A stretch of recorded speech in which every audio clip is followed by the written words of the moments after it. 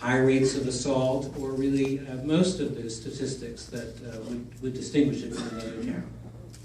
I mean, I guess this, forgive me for, most of you already know this, but I came upon this subject by accident when a young woman, she's now 30, ended up in rehab. This is a woman I've known since she was born. She's like a daughter to me and my wife.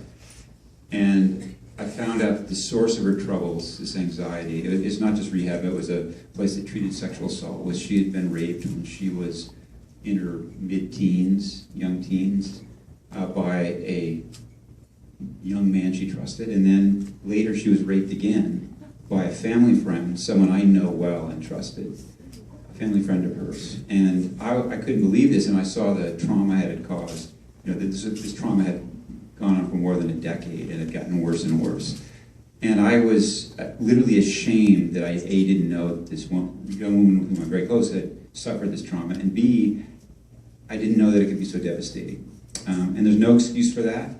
And I set out to remedy my ignorance by doing what I do, which is research. And, if you weren't so clueless as myself, you would have seen this is everywhere.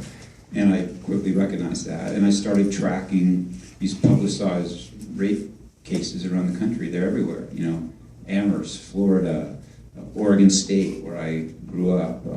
There's more than 30 of them probably I was tracking. One of them was Missoula. It was in the news when Florio, she deserves more credit than anyone for bringing this thing to life.